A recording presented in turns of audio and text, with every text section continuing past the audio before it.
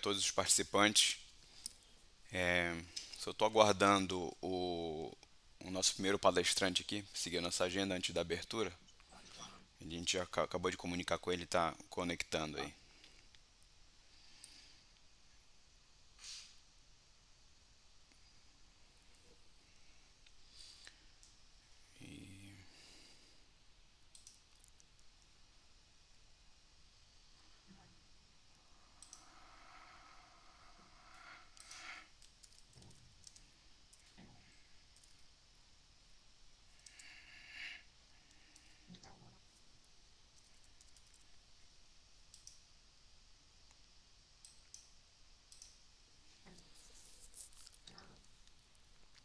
Bom, então, eu vou iniciar enquanto o primeiro palestrante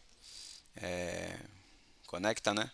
Então, eu agradeço, gostaria de agradecer, né, primeiro todas as pessoas que se inscreveram no,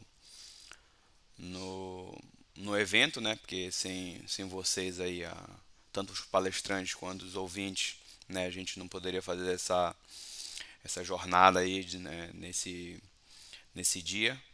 Né, eu vou falar algumas estatísticas aqui do evento, né? Nós tivemos aí 53 inscrições, né, mais ou menos aqui,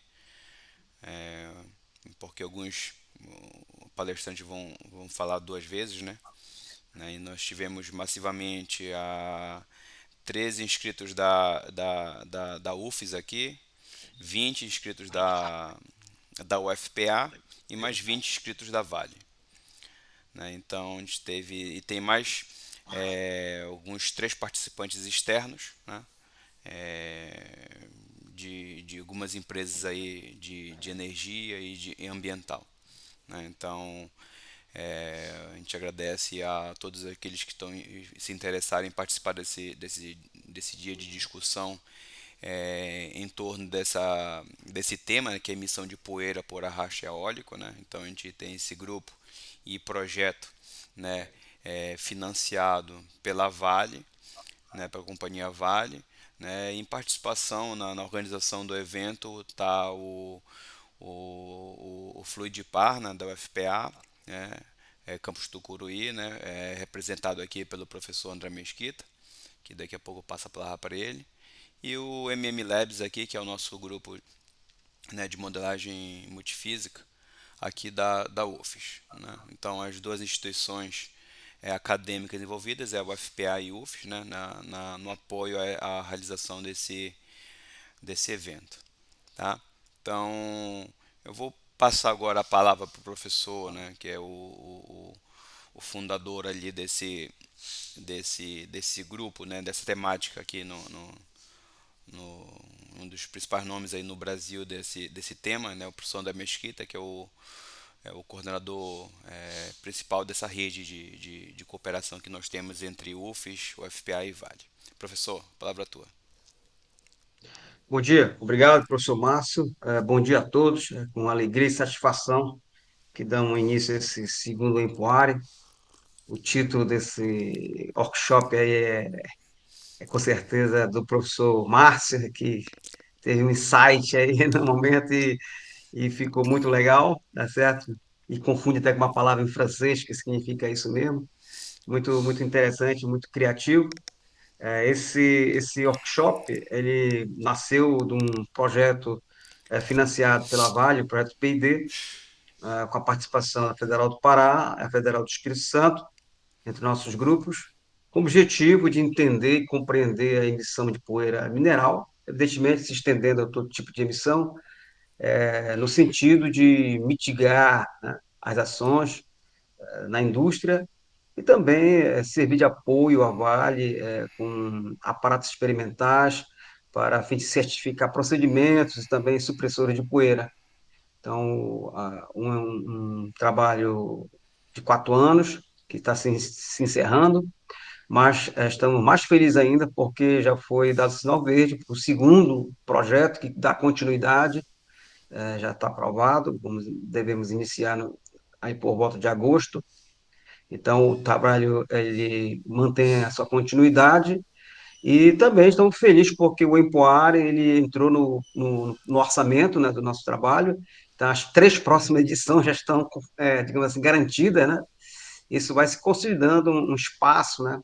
E quem sabe a gente, nos outros workshops a gente possa abrir de uma forma mais geral para o Brasil inteiro, né? Para que a gente possa, de fato, expandir a discussão dessa temática, não só entre nossos grupos, mas também com os profissionais, em especial da Vale, e os acadêmicos, científicos do nosso querido Brasil. Então é isso. Então, eu fico muito feliz de estar iniciando o dia de hoje e retorno aí para a presidência do trabalho ao professor Márcio. Ok, ok, professor, obrigado pelas palavras, né? Deixa eu ver agora se. Bom, deixa eu só comentar como é que vai ser a dinâmica do nosso evento, né? Então, você receber esse link do site, né, com a agenda, né, das apresentações, né? Então, daqui a pouco, quando assim possível, qualquer coisa a gente faz uma gestão aqui também de inversão. O que vai acontecer da seguinte maneira, né? A gente vai ter algumas palestras, né, principais. Então hoje seremos três. Vai ser o Ronaldo, né, o Menezes, né, engenheiro da Vale, nosso interlocutor técnico no projeto, né, que vai falar das tendências no controle de poeira industrial mineral, né? E toda vez que a gente tem uma palestra, um key speaker desse, a gente vai ter depois o que eu estou chamando de painel de discussão, onde eu convido, né, todos vocês aí, ouvintes e participantes do Empoare, a se juntar, né, nessa discussão, né, lembrando aqui, eu acho que é importante para a gente ter um bom fluxo de troca de ideia. Curiosidades servem, perguntas técnicas, né, algumas considerações, né, porque nós temos várias interfaces aqui acadêmicas e industriais. Então fiquem à vontade para poder interagir com o palestrante nas várias formas de pergunta, tá? Ou seja, então depois de uma é, das palestras, né? Então a gente vai pegar e vai ter, né, as sessões, né, que normalmente são os alunos que vão envolvidos no projeto, que vão fazer as apresentações, estão previstos, tá? Então, ou seja, então a gente vai ter uma palestra, né, um painel de discussão e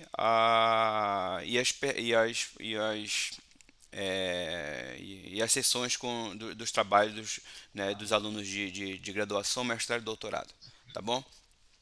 Eu acho que para a gente não atrasar a nossa agenda, o professor André, ele se ofereceu aqui para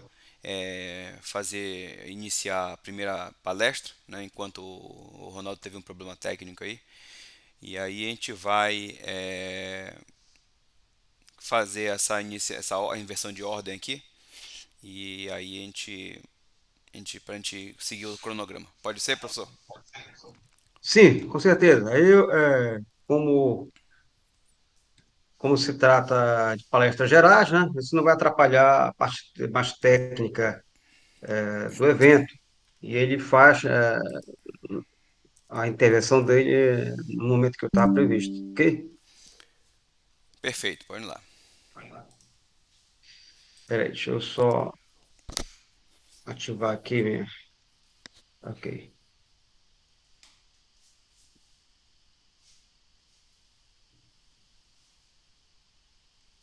Vamos lá. Ok, Márcio? Pode começar. Tá valendo. Bom, então aqui a ideia é falar um pouquinho rápido da nossa história da avaliação da emissão de poeira PM10 na indústria mineral, baseado nas nossas experiências, mas eu não vou adentrar mais em detalhe em algumas temáticas, porque vai ser objeto das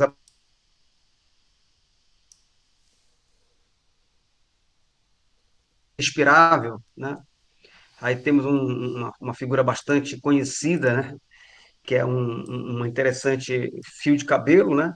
E mostra aí, também compara com uma partícula de areia da praia, né? Onde nós vamos nossos lazeres aí de 90 mica, também uma dimensão típica da alumina industrial. E aí nós temos o PM10, né? Que é o tamanho, a nomenclatura, que é o diâmetro da partícula de 10 microns, né? Micro, em plural correto, vindo do latim é micra, né? Que faz o contorno aí em azul de um cabelo, né? E aí o contorno dessa pontinha azul, que é o PM10, nós temos o PM2,5, né? Que é menor ainda, a partícula de 2,5.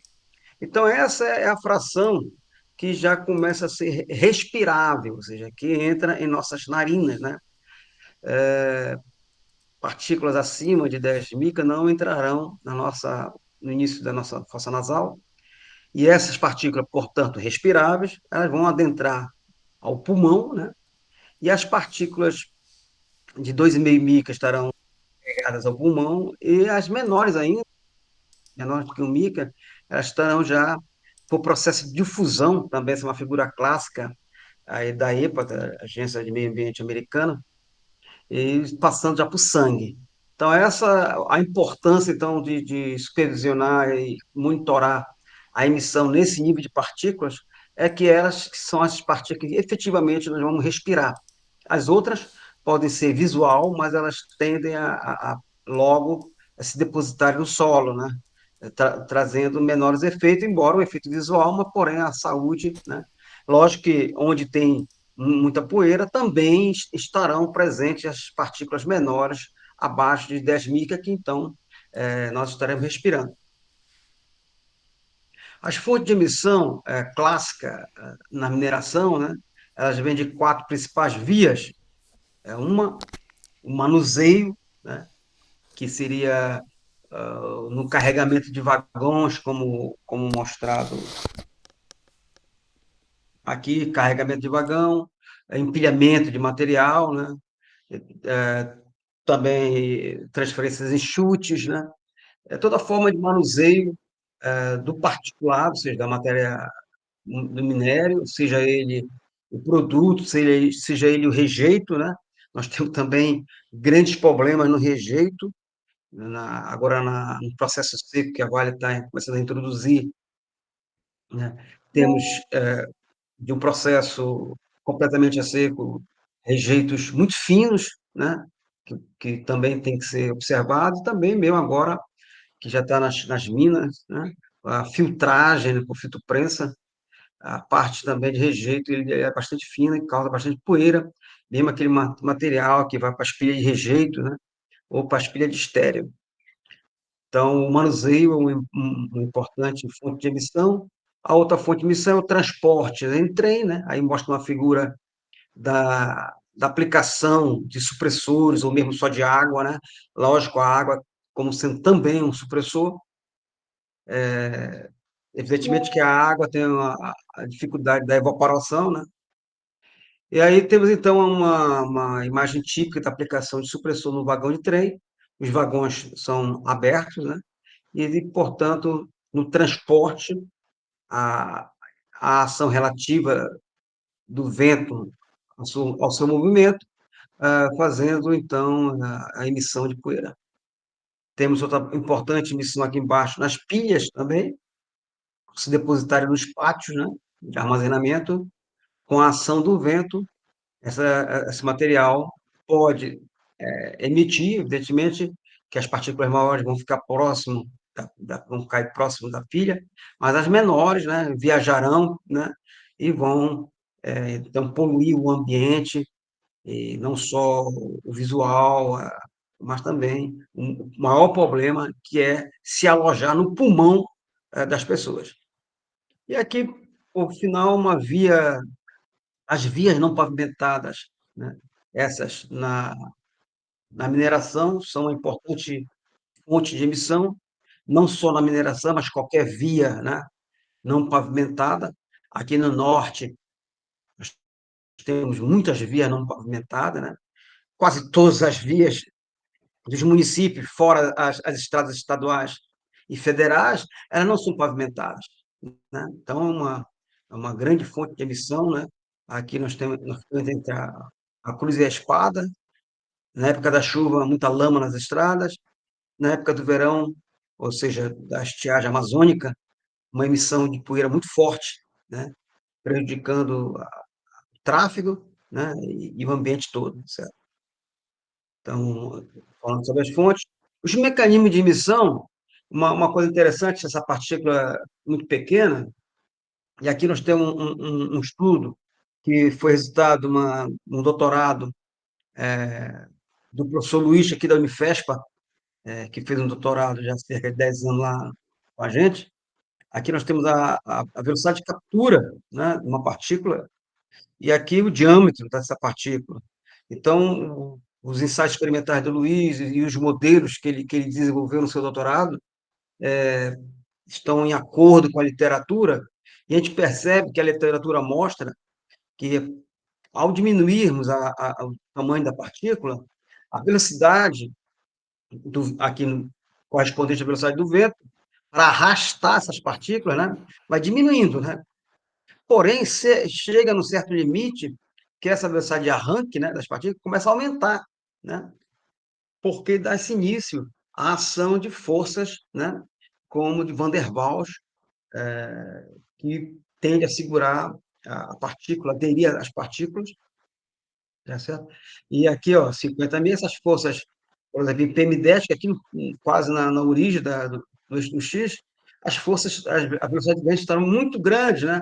Acima de 20 metros por segundo, então seriam rajadas muito grandes para arrancar essas partículas, tá certo?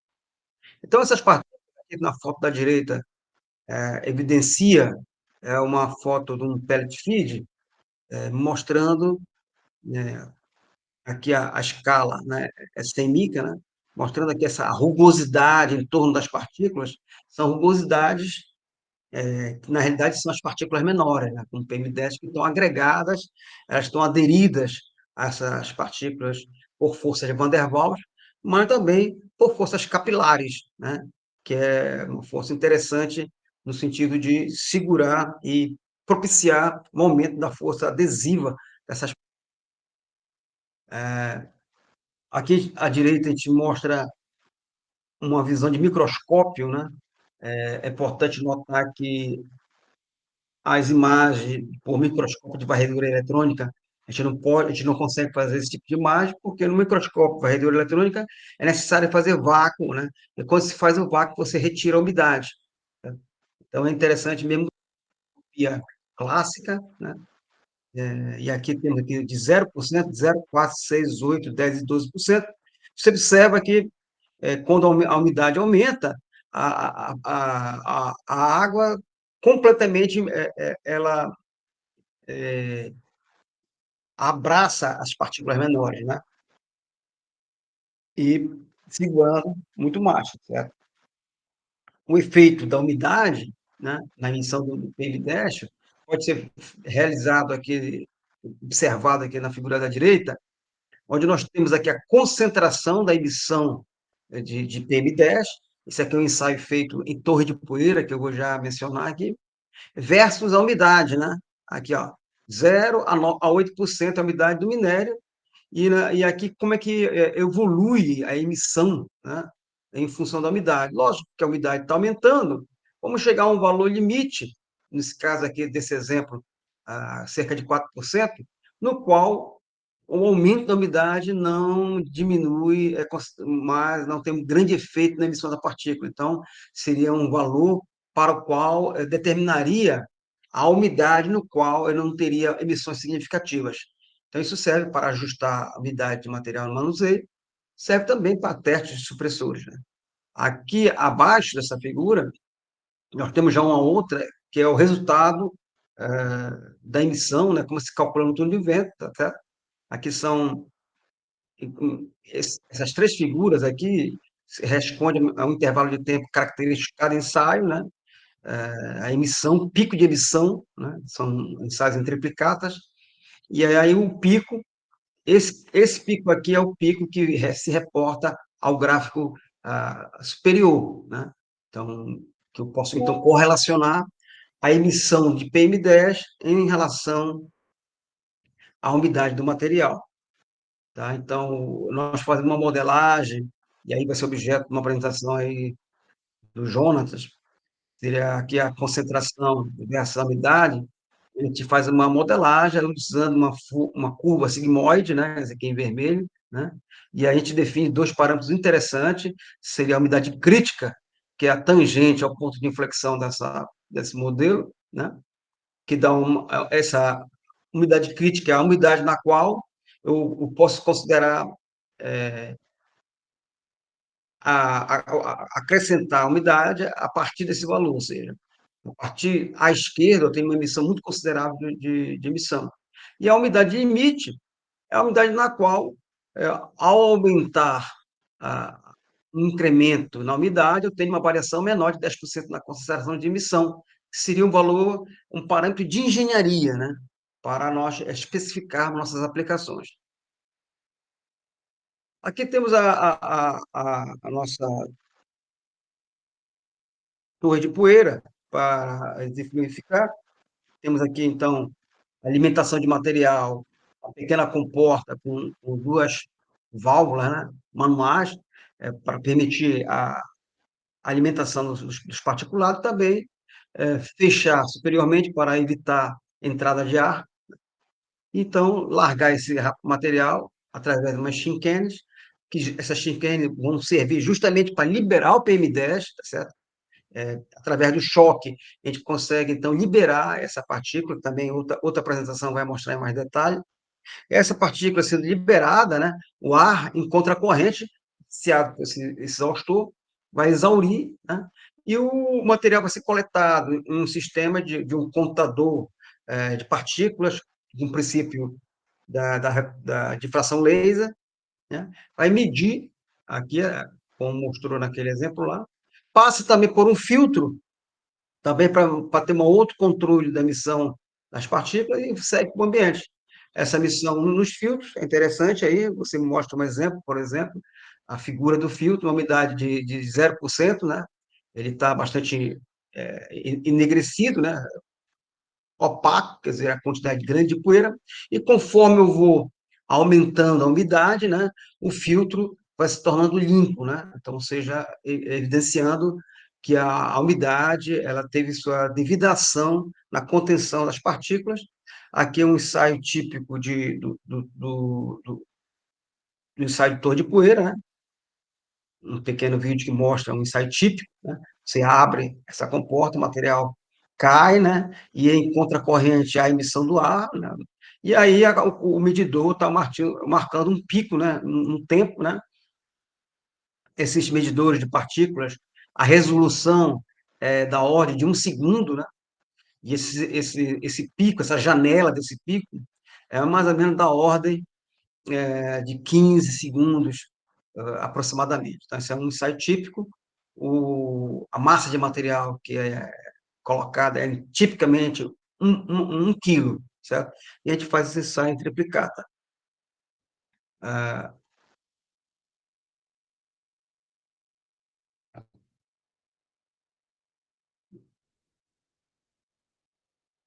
deu um bug aqui, obedecendo a lei de Moore, deu um bug aqui no deixa eu tentar relançar aqui.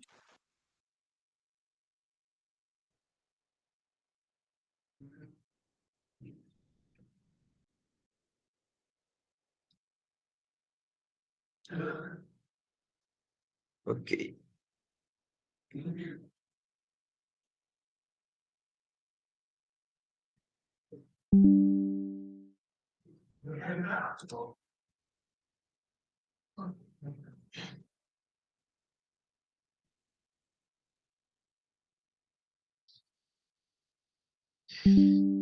Ok, voltamos aqui, não é isso? Ok, Márcio, tá aí? Retornei? Tá sim, professor, tá, dá para ver aqui. Então, um outro ensaio típico que a gente pode fazer, e é alternativo, tá, à torre de poeira, porque a torre de poeira, além de exigir um custo de capital interessante para montar todo o aparato, né, exige também pelo menos 2 pessoas para a realização do ensaio. Então, tem um certo custo. tanto de capital quanto também de mão de obra e também da quantidade de material, porque eu uso 1 quilo, né, 1 quilo e pouco no ensaio. Aqui, esse outro ensaio é um pequeno copo, aí, um cilindro, né, cerca de 400 milímetros de altura, 300, aqui, né, e eu faço, então, uma pequena vasilhame na entrada, com uma comporta, com a guilhotina, aí, no caso, é tudo feito em acrílico, tá certo? E faço a abertura, né, e, e meço a emissão do choque da queda desse material nesse pequeno tubo.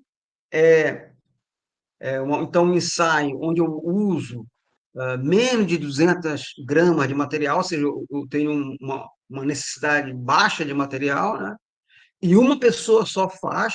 Então, a gente usa bastante isso para definir algumas concentrações de supressor, outras situações, para enxergar o que é que esse minério ou esse material emite, né?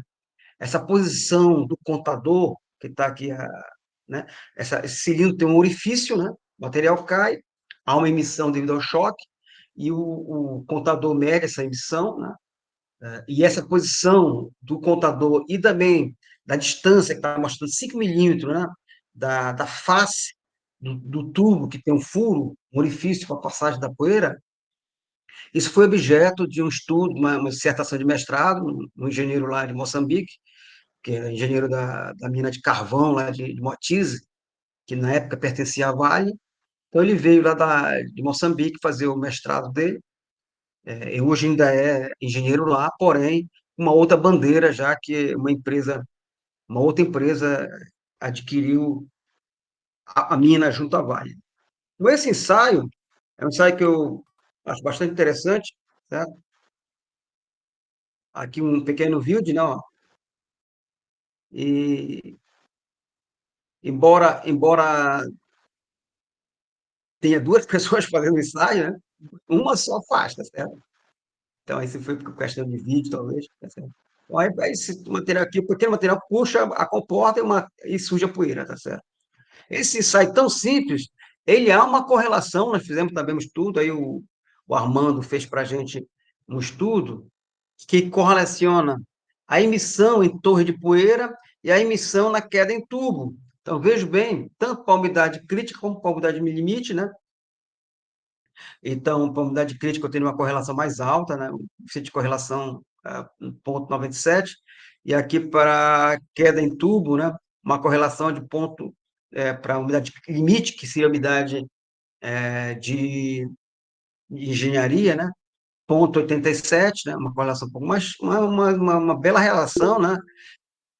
Os ensaios típicos de queda em tubo, de emissão de queda em tubo com uma queda em poeira, mostrando que a gente pode, sim, usar esse pequeno ensaio, né, quando eu não tenho todo esse aparato disponível, né, no laboratório, para ter uma noção muito boa dos efeitos de umidade, supressores em laboratório, né, antes de fazer um ensaio mais preciso na torre de poeira. Então, uma recomendação. Na torre de poeira, a gente pode fazer diversos tipos de ensaio, como nós vimos a questão do efeito da umidade, né? E aqui a gente mostra, por exemplo, a comparação entre 5 supressores, né, para um determinado minério, né? E aí, nessas linhas pontilhadas, vermelho, amarelo e verde, são os níveis de concentração no qual a gente admite aqui como um parâmetro, né, para se balizar. Essa concentração é a concentração relativa ao pellet feed, que já é embarcado hoje nos portos da Vale, com uma umidade natural que vem da mina, né, e do seu embarque, para que a gente possa comparar. Né? Então, aqui, observa muito bem o efeito do tipo do supressor. Então, muito importante para essas bancadas, elas permitem qualificar o supressor, nesse caso da torre de poeira, para a questão de manuseio. Certo? Outra situação que a gente pode ver no supressor, opa, está errado ali um pouco o supressor, fazer o efeito da cura, ou seja, você pegar suas amostras, nós colocarmos emissões em 24 horas, 48 horas e 72 horas de emissão, né, proporcional à radiação do local, né, observando também os ciclos diurno e noturno, a gente pode fazer isso em laboratório, e os resultados são esses, tá? Conforme o passar do tempo, né, a água vai sendo evaporada, né, e então nós temos a emissão, ela retorna, né. Aqui na escala que vai do eixo do Y, de 0 a 1, esse 1 seria o limite máximo permissível. Então, você observa que sem o supressor, né, na esse ensaio já foi naquela unidade limite de engenharia, você observa que eu já começo a ficar próximo da emissão máxima, né, ou seja, a emissão, que já sairia dos parâmetros, admissíveis, né. E o supressor, ele tem um efeito interessante, que também a água que está inerente à sua aplicação vai evaporando, porém, a ação dele, segura mais as partículas, por outros efeitos de adesão, né, e a emissão fica bem abaixo da emissão, somente com água. E isso varia de supressor para supressor. Então esse é outro ensaio também importante de ser feito, considerando que as pilhas, ficariam um determinado tempo armazenadas, né, sem que, expostas às radiações do sol, tá. O efeito, isso no manuseio, onde tem a mistura, o choque, né, de particulados emitindo PM10. No caso de emissão em pilhas ou emissão em vias, o PM10 ele não é arrancado pela ação do vento, certo? Porém, ele é arrancado por um processo intermediário, que a gente chama de saltation, que são as partículas, elas vão, né, como na areia a gente vê na praia, né? Bate um vento, você vê aquela rajada de partícula, vai e cai novamente, né? Essas partículas, ao caírem, né, ao se chocarem novamente, é o efeito desse fenômeno chamado saltation, que libera por choque o PM10. O PM10 sendo liberado, ele fica em suspensão no ar, né, e aí sim ele é carreado pelo vento, né, podendo ficar muitas horas e atravessar mesmo oceanos, né? Por exemplo, nós temos partículas que são emitidas no deserto do Saara, que são encontradas na Amazônia, né? Essas partículas são muito objeto de estudo também do pessoal de clima, né? Que ela acaba interferindo também no clima, né? As partículas. No caso nosso, na emissão mineral, evidentemente, partículas no vento não vão atingir populações no entorno das minas ou no entorno do trajeto das linhas ferroviárias, né? Então, muito por isso que é importante evitar essa emissão. Ora, para evitar essa emissão, não tem outra forma, nós temos que evitar que ocorra o salteio, né? Para isso, eu só tenho dois mecanismos, que é a água ou a água com supressor. Então, essa é a importância. E aí, o equipamento para medição é o túnel de vento. Nós temos dois túneis de vento, esse aí classicamente mostrando, onde numa sessão de ensaio eu tenho um modelo de vagão. Nesse modelo, eu posso simular vibração do vagão através de um motovibrador, né? E ter emissões típicas, aí uma emissão, um ensaio de 6 horas, né? Mostrando a emissão em vermelho sem supressor e a emissão em preto com supressor. Então, esse é o tipo de emissão. É, além dos parâmetros de controle de massa, nós temos também esse controle da medição da emissão das partículas através de contadores de poeira que são colocados na descarga do túnel de vento. Aqui nós vemos um outro túnel que nós usamos, um túnel menor, porém ele é um túnel interessante porque eu posso controlar as condições ambientais, tá certo? Sabendo que a umidade relativa do ar influencia muito na secagem da via, né, do leito, por difusão, né? Quanto menor a umidade relativa do ambiente, maior difusão eu vou ter da umidade que está no solo para a atmosfera, secando, né, o leito. Ora, se o leito seca, eu vou ter, então, menor quantidade de água, menor força adesiva. Esses efeitos de secagem do leito foi objeto de uma tese de doutorado do professor Maciel, também um mestrado do Cunha, que estudaram, Cunha desenvolveu a bancada, Maciel avançou também em modelos numéricos, e essa sessão de teste ela também é equipada por uma medição contínua da umidade, a gente pode evoluir, né, no tempo.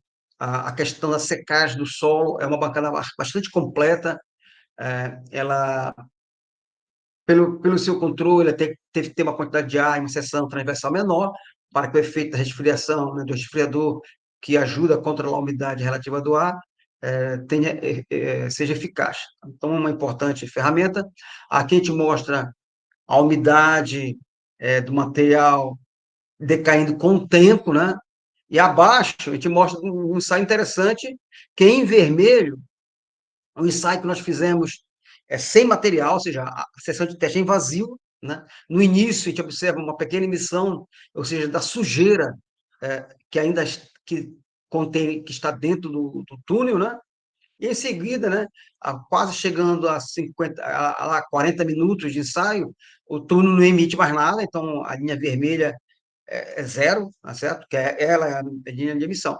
Aí eu boto também na linha azul material, né? Aí é uma observação muito interessante, há um pequeno efeito de emissão devido ao túnel, mas depois, aí em torno de 45 minutos, o túnel não emite mais, tá certo?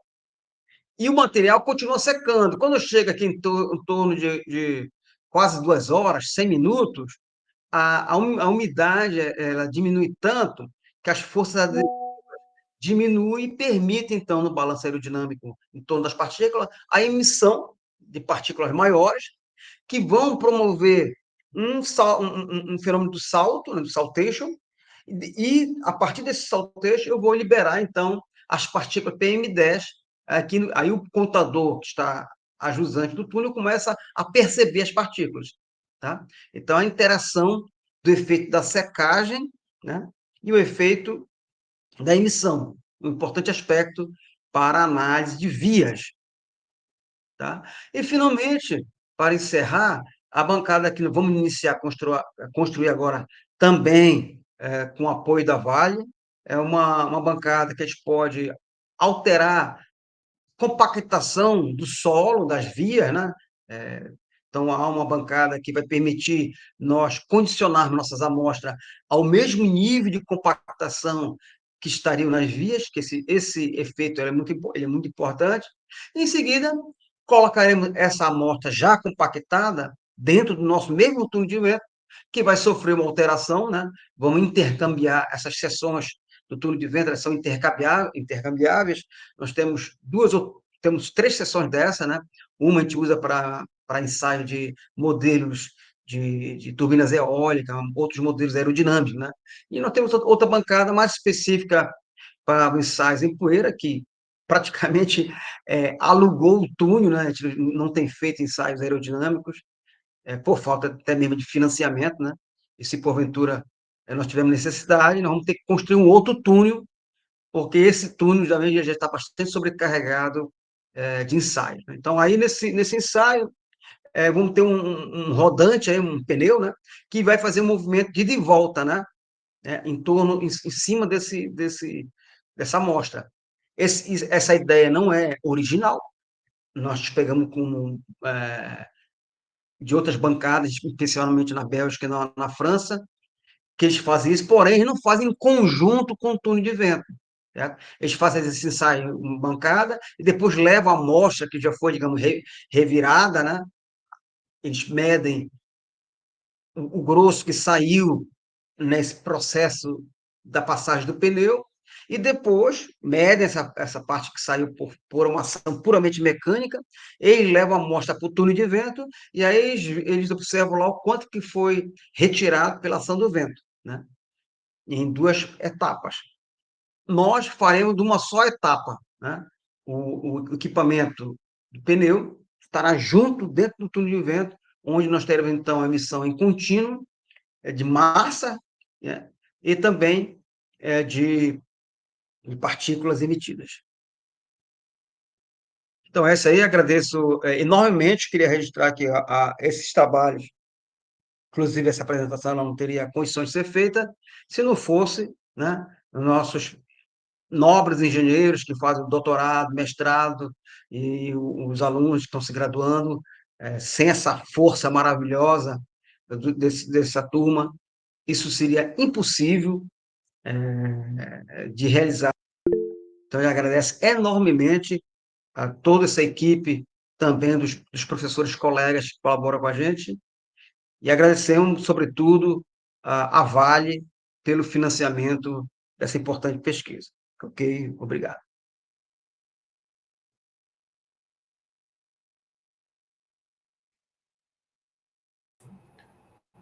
Professor Márcio, não estou conseguindo ouvir tua voz aí. Pronto, agora foi. Então, eu tava agradecendo o professor pela apresentação, né? E vamos passar diretamente para nossas perguntas. Eu tenho uma primeira pergunta aqui na fila, que é o Miguel Donatelli. Miguel, pode fazer a tua pergunta, por favor?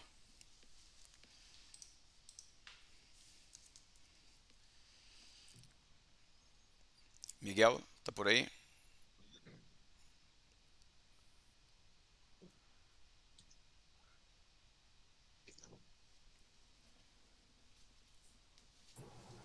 Não estamos te ouvindo, Miguel.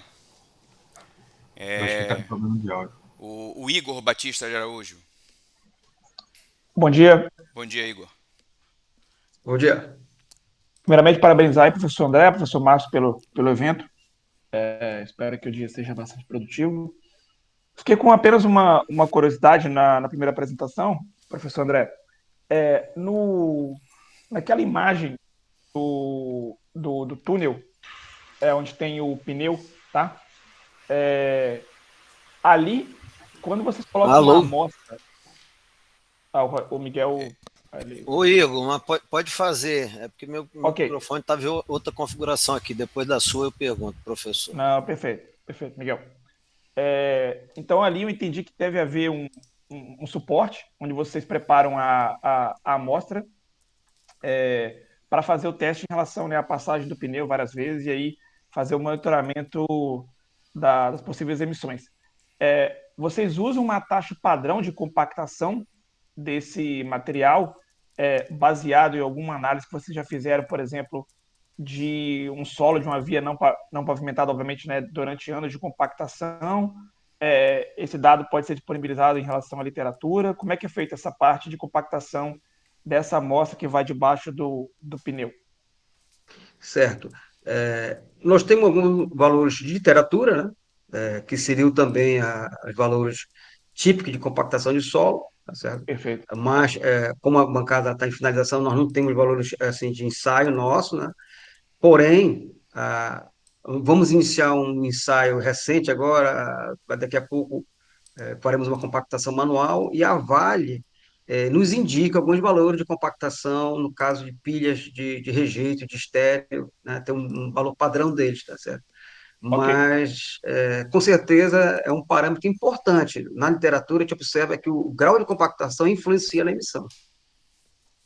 ok, obrigado. Voltando na fila aqui, Márcio, Vai posso lá, Miguel, perguntar pode ir aqui? lá, fica à vontade. Professor, bom dia. Bom André, dia. Miguel aqui da unidade Tubarão, aqui em Vitória, Espírito Santo, né? Ronaldo trabalhou muito tempo aqui, meu parceiro. Uma dúvida que eu tenho, professor, nós estamos aqui com vários projetos de aspersão na engenharia e eu fico na área de meio ambiente, né? E aí uma pergunta simples que eu fiz foi, eles perguntaram do tipo de aspersão, gota, né, de água, tamanho. Eu falei, e vocês conhecem a poeira? Tamanho da poeira, granulometria? Então, assim, para minha surpresa, não pegaram muitos estudos nesse sentido, que é importantíssimo. Nesses testes que o senhor mostrou aí, a gente consegue também fazer essa análise granulométrica, a faixa, né, de tamanho das partículas geradas aí com os materiais ensaiados? Lógico que todo o material que é ensaiado, ele tem sua análise granulométrica feita, né? Não foi mostrado, mas tem. Agora, o nível de emissão, a partir dos contadores que nós dispomos, ele vai até a faixa de 20 micras, certo? Da captura da emissão, né? Não, e esse que é registrado, que é a parte que inalada, né? A parte mais grossa, ela ela retorna ao solo. Por outro lado, nós temos um outro túnel que não foi mostrado aí, que avalia o tipo de spray, avalia as condições operacionais, como pressão, né, volume de cada spray, tipo de spray.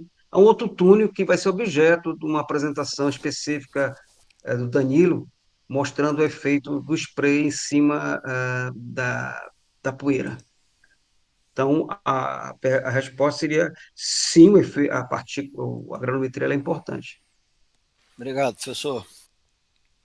E, André, eu tenho também uma curiosidade lá no teste de torre, né? Aquele acompanhamento do filtro, né?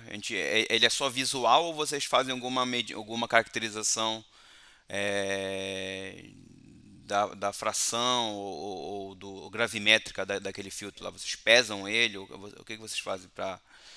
Vocês fazem alguma... Sim, isso nós apanhamos no início, tá certo? E até para especificar o filtro, agora nós temos um filtro bastante interessante, que retém somente a parte da fração mais fina, realmente, e, e ele é medido, é pesado, tá certo? Pesado antes, né? Filtro limpo.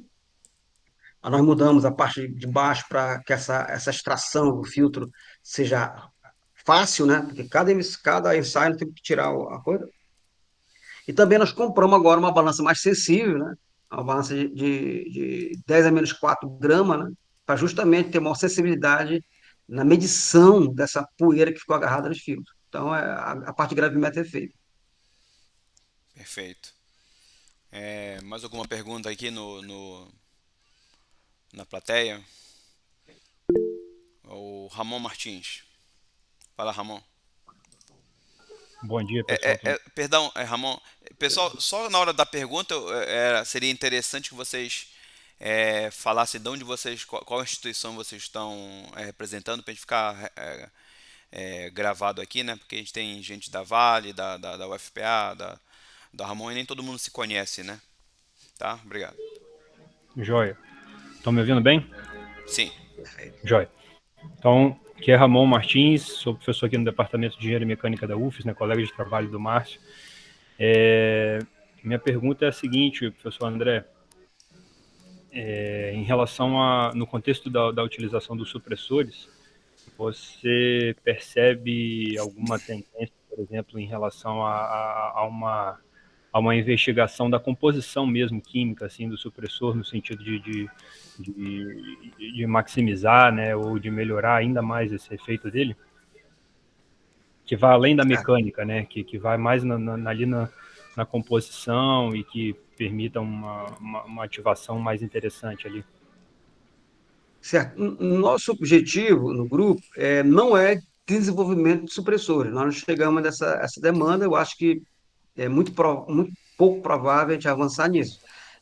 Tem os fabricantes, nós trabalhamos com os fabricantes, né, na realidade, se for demandado, mas a gente testa os supressores, não, digamos, desenvolve os supressores. Então, a gente não tem acesso à formulação química desses supressores, fica a cargo dos fabricantes. Entretanto, agora, com o novo projeto, nós vamos envolver o CETEM, que é o Centro de Tecnologia Mineral, do Rio de Janeiro. Ele tem equipamentos de força, de microscópio, de adesão das forças de superfície, né? Nós podemos entrar um raio-x um pouco maior nos supressores, né? E, digamos assim, especificar melhor os supressores para que nós possamos ter, digamos assim, uma maior exigência para os fornecedores.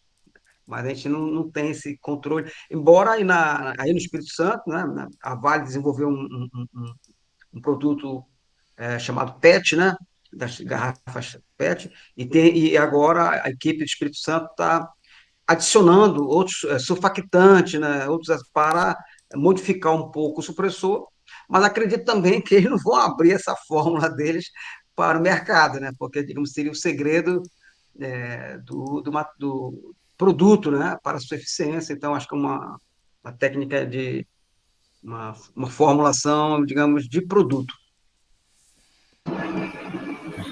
Obrigado, André. Estou na fila aqui com o Lucílio Bertoldi. Lucílio. Márcio, da mecânica, né? O pessoal da química aqui da UFES, Lucílio, eu sou do trabalho da Vale, trabalho com o Ronaldo, com algumas pessoas aqui. O pessoal da química aqui da UFES está desenvolvendo supressores nessa linha que o professor André comentou, no sentido de testar substantes, testar uma formulação química que dê um resultado melhor. Está sendo desenvolvido aqui na química, que é perto daquela base da Petrobras. Bom dia, pessoal. Isso, perfeito. Inclusive, nós somos parceiro não de compor uma mesma equipe, mas com certeza a partir da interface da Adriele, da Vale, nós estamos testando, já testamos, né? Alguns supressores que a equipe do Espírito Santo produziu, né? A gente tem, digamos, atuado como simplesmente avaliação, né? Não desenvolvimento. Desenvolvimento é parte deles.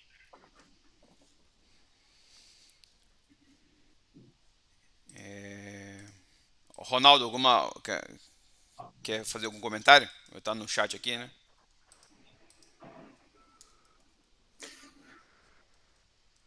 Ronaldo, você está no mudo, tá?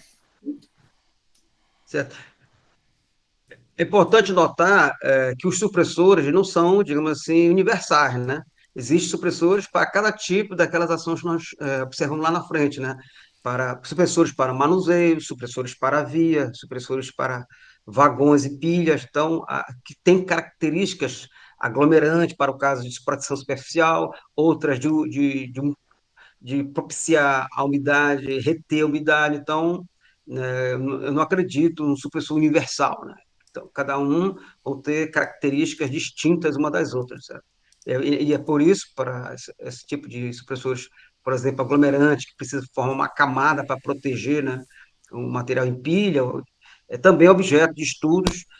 O Arthur deve mostrar um pouco do que nós fazemos, mas sempre na linha de avaliar, não de desenvolver o produto, tá? Nós não somos desenvolvedores de supressor. Ok. Ronaldo, continua com o teu áudio ainda. Um monte tem tempo também para mais uma pergunta. Ainda não veio o teu áudio. Depois.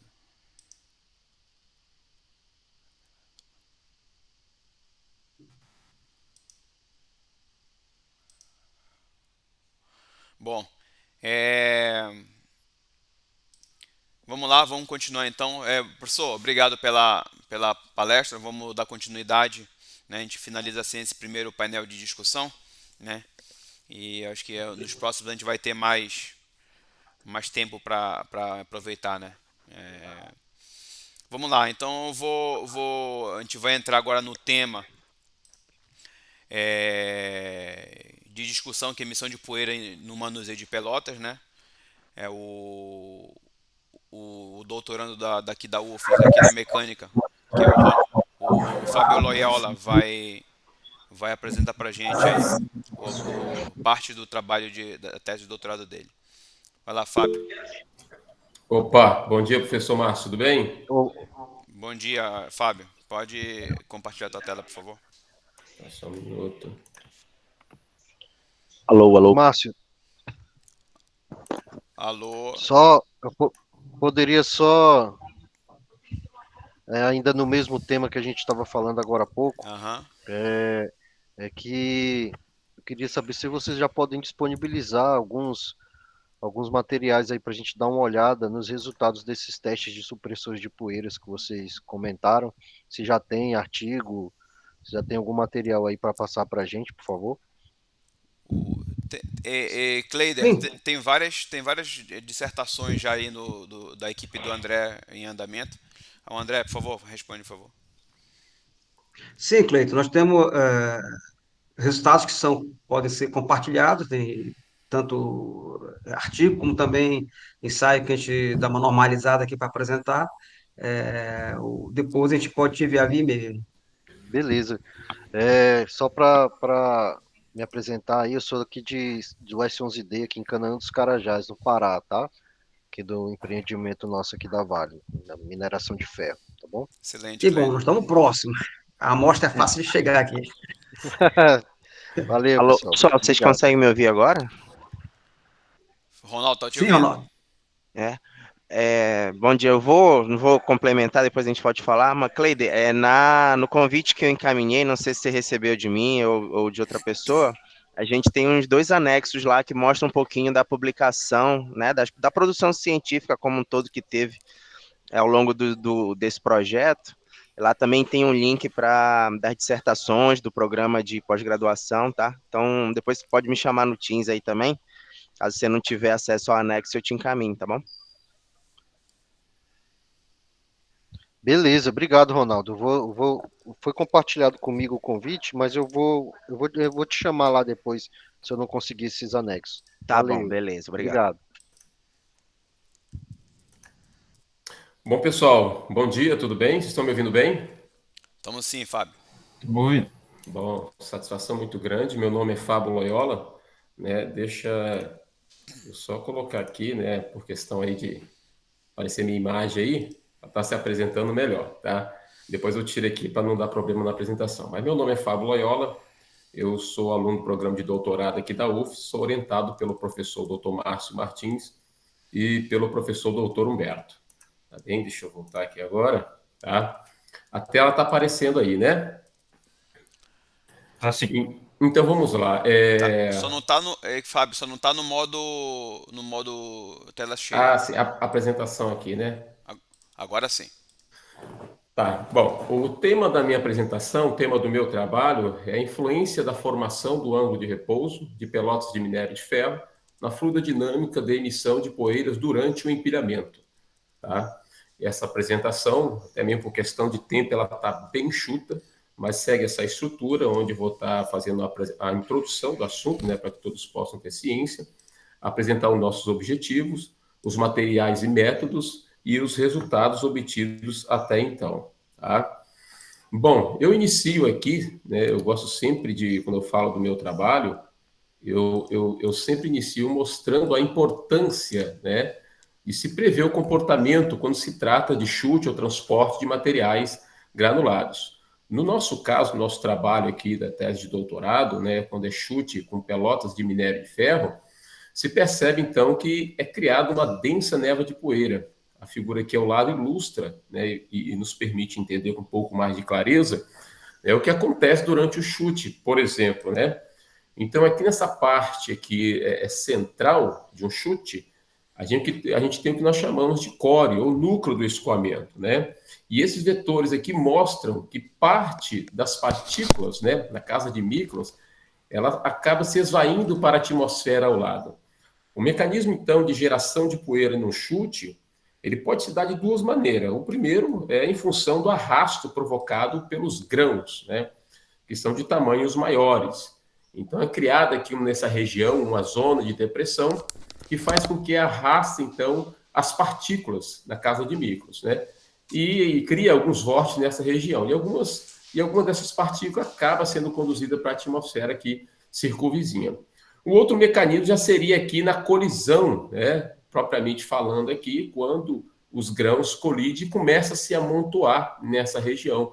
A figura também permite-nos entender aqui que algumas partículas aqui, elas acabam se esvaindo nessa região, tá? Então, isso é um problema, né, e precisa, assim, de fato, de tratativa aqui. Aqui já mostra já uma figura, já num caso real, da formação de uma pilha de pelotas de minério de ferro.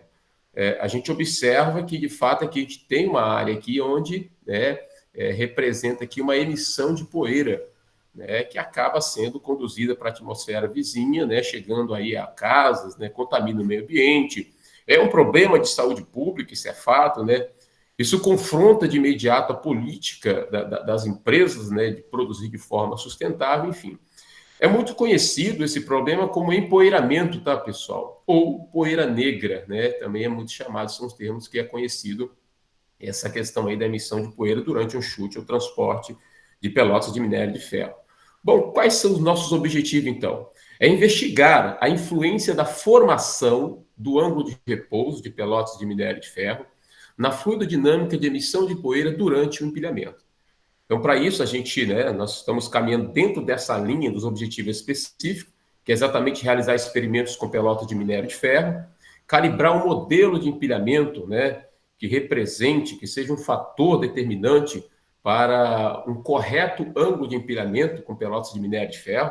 E a gente vai usar aqui, estamos usando, né, o solucionador da Rockden, pacote ANSYS, e na sequência se valer desse modelo de calibração, né, dos parâmetros adotados, para então fazer uma segunda etapa de simulação e acoplar os resultados do modelo, né, com a fluidodinâmica no entorno. Tá? Bom, temos muitas outras referências bibliográficas, mas eu quero apresentar apenas uma que eu considero que seja a referência base, tá, para desenvolver o nosso trabalho. Se trata do trabalho de Xavier, um trabalho muito recente, datado em 2022, onde o autor investigou também aqui a formação de poeira, né, que ocorre durante aí a queda livre de materiais a granel, em céu aberto, né, é o tema da tese de Xavier. Xavier ele usou um modelo analítico, né, e teve resultados expressivos. Por exemplo, essa figura aqui ao lado nos mostra algumas regiões onde a fluidodinâmica, né, ou seja, representa essas linhas de corrente representam a fluidodinâmica no entorno da pilha. E ele escreveu por meio de algumas regiões. Regiões A, região B, região C, região D, né? Algumas lacunas ficaram no trabalho de Xavier, que é exatamente o que a gente pretende aqui, né, dar resposta em nossa tese. Por exemplo, aqui, né, não foi considerado a formação do ângulo de repouso. A gente observa que essa fluidodinâmica, segundo o resultado, e eu volto a repetir, um resultado muito expressivo, né, da tese de Xavier, mas por alguma razão, talvez não fora foco, fora ignorado aqui o ângulo de repouso. E as linhas de corrente aqui, né, que mostra a fluidodinâmica, ela sai aqui do plano horizontal, né? Então, ao nosso ver, na discussão para traçar a nossa tese, discutimos essa questão e trilhamos este caminho, tá? Além da questão do campo de velocidade, Xavier também ele tem um resultado interessante acerca do campo de pressão, que mais à frente eu quero mostrar o nosso resultado, né? E na sequência está mostrando, né? Ou seja, comparando com os resultados aqui de Xavier. Bom, dito isso, a gente mostra que a contribuição desse trabalho é mostrar a influência da formação do ângulo de repouso de pelotas de minério de ferro no fenômeno da emissão de poeira. E, é claro, também verificar o modelo analítico proposto por Xavier. Tá? Então, a gente entende que essas são as duas grandes contribuições deste nosso trabalho. Quais são as metodologias que nós adotamos? Né? Com base ao estudo do estado da arte de trabalhos voltados a essa temática, nós percebemos que a abordagem experimental e a simulação numérica, elas devem andar paralelas, elas devem estar casadas. Então, nós adotamos nesse trabalho essas duas abordagens. A primeira é experimental. Então, foram realizados 15 experimentos usando o cilindro de elevação e foram realizadas mais 3 simulações de chute de escoabilidade em caixa em triplicata, variando apenas o ângulo de base. O intuito dessa parte experimental é exatamente para encontrar, ou seja, para calibrar, né, um conjunto de parâmetros que represente um correto ângulo de repouso, para então a gente dar o segundo passo, que seria, né, ou seja, acoplar a fluidodinâmica. Bom, aqui está o aparato experimental, tá, pessoal? Esse aqui, por exemplo, é o aparato onde foi feito os ensaios, né, por meio de cilindro de elevação, posto as pelotas nessa região, preso aqui ao motor redutor, né, o ensaio é feito de maneira muito simples, né, aciona o motor redutor, o cilindro ele issa e as pelotas, né, são depositadas nessa bandeja giratória. Aqui foi o procedimento usado para medir o ângulo formado, né, depois que as pelotas se empilham. É apenas uma foto em 4 quadrantes, depois usado a metodologia através do MATLAB para poder mensurar o ângulo formado aqui, né, digamos assim. Toda vez que eu faço a apresentação desse trabalho, nessa parte, né, eu tenho sempre a cautela de estar mostrando o viés que tem entre o MM Labs com a Fluidpar, que é o laboratório de fluidodinâmica e materiais particulados da Universidade Federal do Pará, sobre a coordenação do professor doutor André. Aí o nosso contato ali é o doutorando Arthur, inclusive também um dos palestrantes aqui conosco aqui. Então, essa parte experimental desse trabalho, né, sediado tudo lá na Universidade do Pará, e a gente tem uma parceria muito grande, então a gente está se valendo desse resultado, e aqui, né, dando continuidade com outras ferramentas, né, de simulação. E aqui é o aparato aqui usado para fazer a simulação, ou seja, através da escoabilidade em caixa, tá? Aqui tem todas as medidas, as dimensões, aqui é o croquis, é o desenho básico, né? E aqui já é o aparato físico, né? Como que é feito esse ensaio? Nesse compartimento aqui é posto as pelotas, né? Seria nessa região aqui, mas aqui no aparato. Depois abre-se uma escotilha, né? Aqui as pelotas caem, colidem nessa placa defletora, que pode estar na horizontal ou inclinada, e parte das pelotas se empilham aqui e parte é depositada nos fundos. Então, o interesse é essa região, né, onde as pelotas ficam empilhadas, e aqui é feito, então, um processo de medição de ângulo, né, e extração de todos os resultados, né, desse teste. Bom, dito isso, eu quero mostrar aqui, então, a parte, né, da simulação numérica, né. Então, foi prudente aqui determinar a geometria do domínio computacional. Então, foi feita a primeira bateria de experimental e agora parte da simulação numérica. Tá? Essa primeira etapa é exatamente para comparar os resultados da simulação numérica com os resultados da parte experimental. Nós usamos aqui as mesmas medidas do aparato experimental. O cilindro, por exemplo, mede 1.000 milímetros de comprimento, tá aqui, 200 milímetros de diâmetro, tá? Velocidade de subida de 1,5 metros por segundo. E aqui nós determinamos duas variáveis para calibrar, né, esse modelo, que venha a ser como um fator determinante para o ângulo de repouso quando se trata de pelotas de minério de ferro. Seria a fricção dinâmica e a fricção estática. Tá? Então, aqui a gente mostra uma imagem que ilustra, né, gerada pelo próprio solucionador do pacote ANSYS, do Rockden, tá? Uma simulação aqui com pelotas aqui e a formação do ângulo de repouso aqui. E aqui, né, também é a simulação, né, por escoabilidade em caixa, tá? Também seguimos aqui, tivemos o cuidado de seguir as mesmas medidas aqui do aparato experimental, e aqui está uma imagem gerada pelo solucionador do Rockden, tá? Uma simulação realizada. As pelotas são acomodadas aqui, na sequência essa comporta, ela abre, as pelotas caem, colidem na defletora, parte fica retida e parte depositada aqui no fundo, tá? Bom, quais foram os resultados obtidos até então, né? Aqui a gente mostra, então, aqui o resultado experimental, que é o ângulo formado aqui, né, a parte experimental, uma foto mostrando os 4 quadrantes, e aqui é o resultado do ângulo proveniente da simulação, tá? O próprio Rockden nos fornece o ângulo de base e o ângulo de topo, tá? Então, apenas aqui a gente mostrando os resultados que tivemos nessa primeira etapa. A partir daqui, foi exatamente, né, verificar uma forma de relacionar os resultados da simulação com os resultados experimental. Bom, para cada conjunto de experimentos, aqui, ou seja, a cada 3 experimentos, nós variamos, foi variado, é claro, isso foi feito lá no Pará, né, o percentual de umidade, 1,5, 2,5, 3,5, né, e por aí vai. Então, nós pegamos aqui cada simulação, cada quadradinho desse aqui, ó, é uma simulação feita, né? E isso, é claro, gera para a gente um ângulo simulado.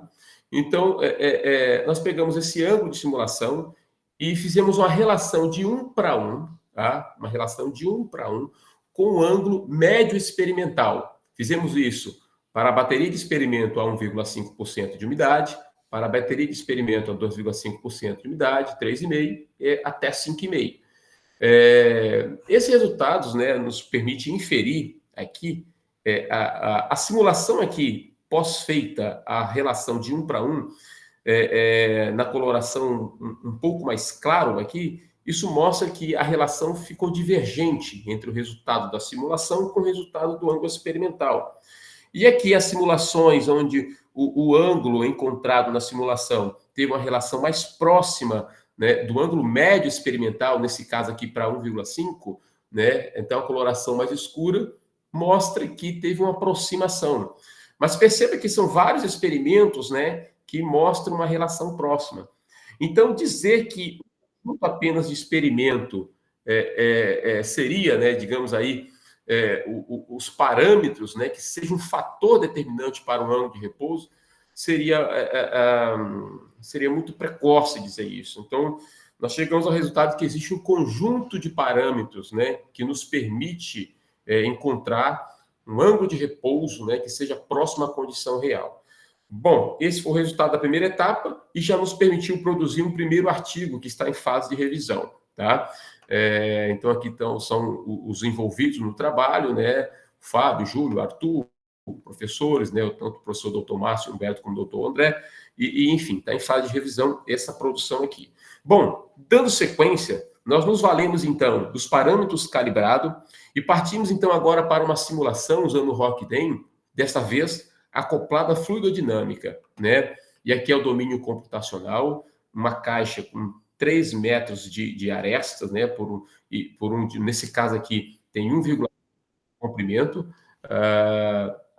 Aqui nós variamos aqui nas simulações tanto a altura como o diâmetro do core, tá?